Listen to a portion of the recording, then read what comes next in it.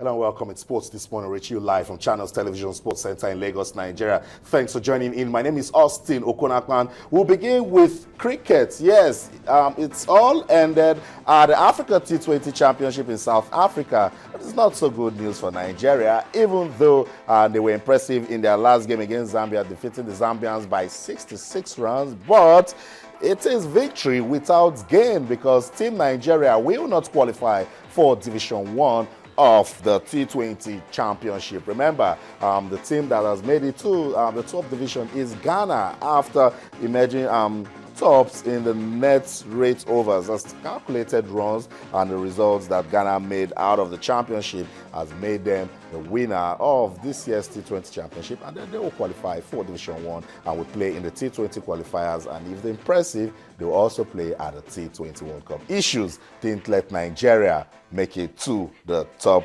division.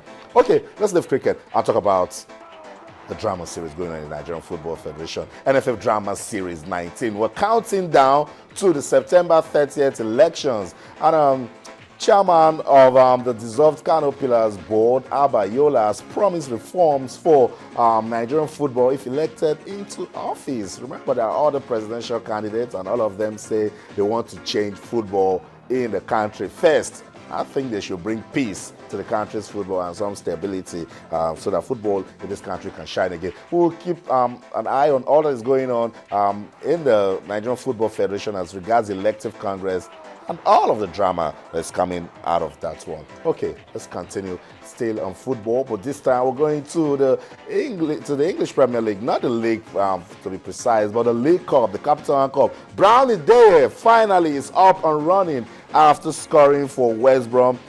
West Brom coming out victorious in that game, and then Brownie they opened his campaign with the team that is signed for and made a record. West Brom defeating Hull City in down by 3-2. We'll also keep an eye on the 2014 Ryder Cup. We're getting ready. Tomorrow it will tee off, and it is Europe versus America. Well, as it is, the Europeans are favorites, but America said they are going into that to actually create some shocking moments. So let's see what they will give when the Ryder Cup starts. We're getting ready for the tee-off. Okay, let's come back to Nigeria, where, of course, it's nothing but football that's getting us talking. The drama series in the Nigerian Football Federation continues, and we're looking for a new president, and a lot of candidates are showing interest. One of them is Abba Yola. He says he has the reforms the Nigerian football needs. Let's listen to him, and then we'll come back. We'll talk. Don't go anywhere. Stay with us. It is high time we have a new beginning in Nigerian football.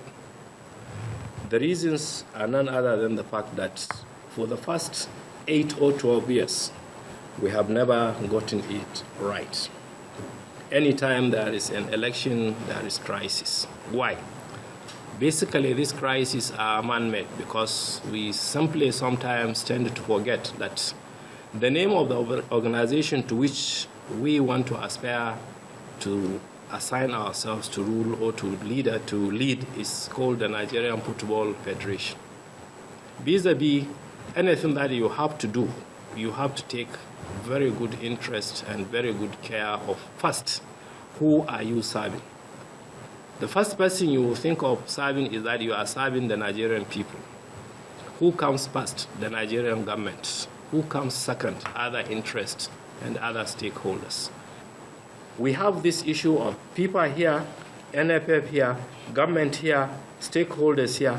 Everybody must be brought together. We must bring everybody together to make one nice and happy family.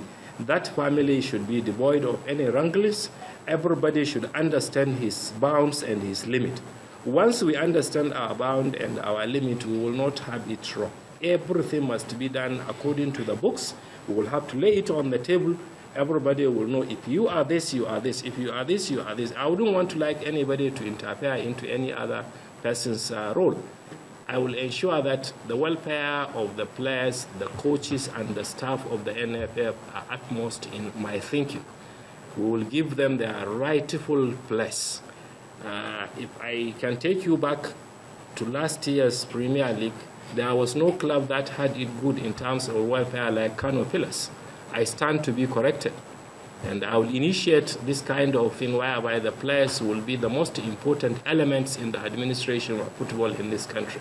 I would want to ensure key, which is very key to what people have been talking about, a very robust marketing drive that will bring more money into the coffers of the NFL. Because if you look at it, it is only Brazil, I think, and Nigeria that can comfortably compete in terms of participation in FIFA organized competitions. Every under, every senior, every junior, Nigeria is there. So if we have these products, it takes little or now nothing if you know what to do to go and sell them out, to go and bring more money into the coffers of the NFL. There are so many products. Nigeria should be proud to have all this. At least they will bring more money into the NFF. If we are able to get money from the private sector, we will begin to reduce our heavy depending on government. It cannot be absolute, it cannot be once, but at least with time, if you are able to reduce half this year, you are able to reduce another quarter next year, within the shortest possible time, you will see that at least you have reduced quite much from government. Once there is not much government funding, I think people will sit up. Okay, that's it. Abayola speaking of his intentions and the vision he has for Nigerian football if elected as president of the Nigerian Football Federation. I think he made some good points, particularly on private sponsorship, because he says by the time individuals in the Football Federation realize that government isn't bringing the sort of money that they should, then they will do all it takes for branding so that the private bodies can come in to sponsor our football. I think he's on point there. That's it. On that note, welcome you to Sports This Morning on Channels Television, wherever you are in the world. We invite you to be part of the show. Our viewers in Benin and Abuja, and to you wherever you are in this part of the world, we want you to be part of Sports This Morning. On Twitter, it's channels_sports. You can send us your questions, comments, suggestions. And on Facebook, we're channels-sports. Want to send us an email? Please do. We will read it. It's Sports This Morning at channelstv.com. Now let's talk sports. Tayo Salam joins us this morning. Tayo, it's good to have you on the program. Yep, great.